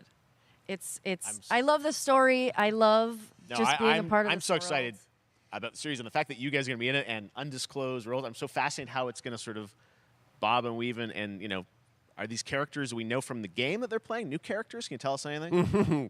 Yes. I can tell you. So sneaky. All right. Well, we're so excited. Maybe it's already on Twitter by now. Hey. All right. Well, let's talk about what was on Twitter earlier today. Lots of talk about the idea, or really what's happening is it looks like you guys are remaking the original game, and this is like a ground-up remake. Is that right? That's right. We wanted to give people the definitive version of the first game that wasn't encumbered by any technology. Wanted to find a way to get even closer to our original vision, and we're able to do it on the PS5 and PC. And instead of talking about it, let's look at it. All right, let's take a look at The Last of Us Part 1.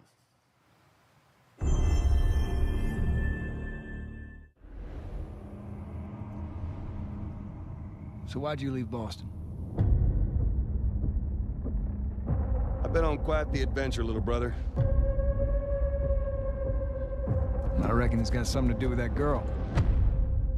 It's got everything to do with that little girl.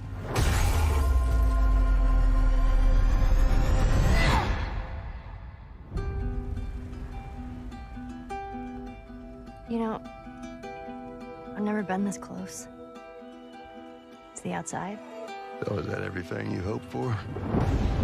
Can't be any worse out there.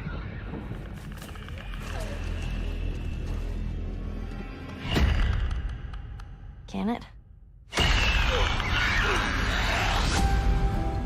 Once upon a time, I had somebody that I cared about. And in this world, that's good for one thing. Get you killed. I can take care of myself. How many close calls have we had? If I get into trouble down there, you make every shot count. I got this.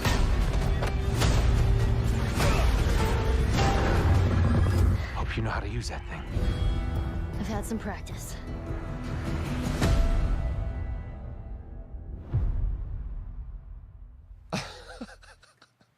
Truly one of my favorite games of the past decade. Guys, what's your reaction to that? Yeah, we hadn't seen that yet. Yeah, you're watching it in real time. Yeah. It's because you did these. These performances you did a decade ago. Yeah. You didn't go back in. I mean, you used the original performances. Yeah, right? actually, we came up with a process where we could take the original animation that we did for the faces and kind of like retarget it on these new rigs that have a lot more fidelity.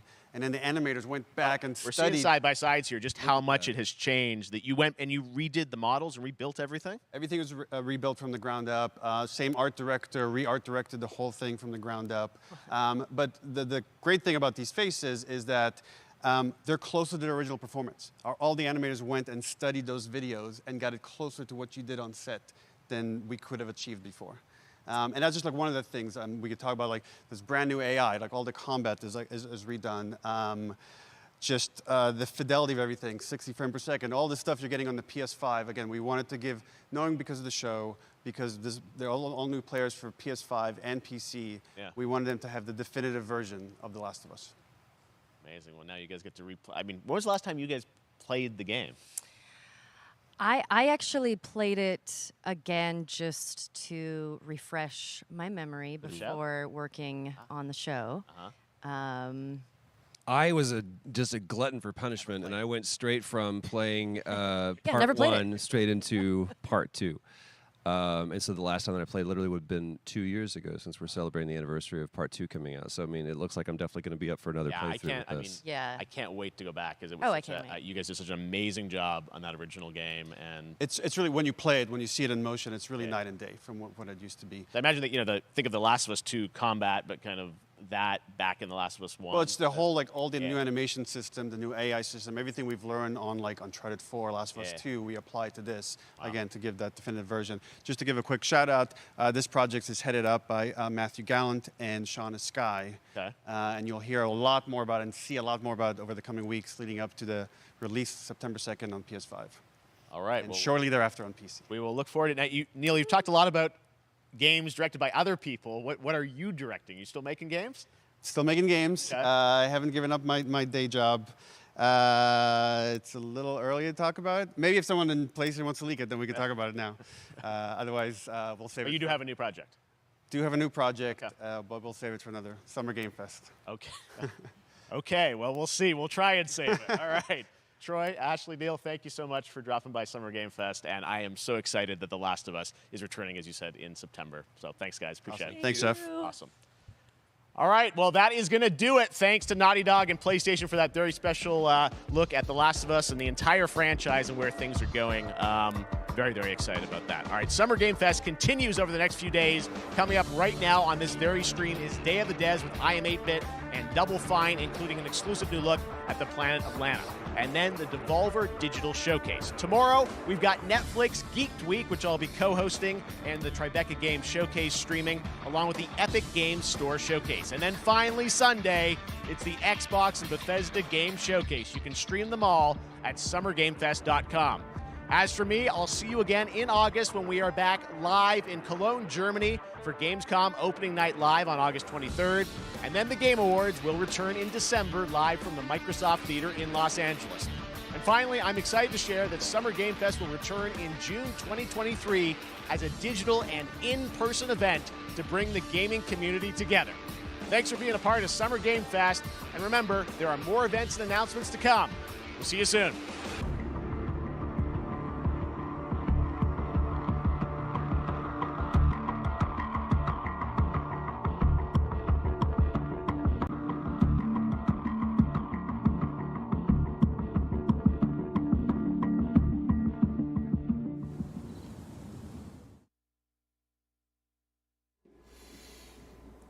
And welcome back.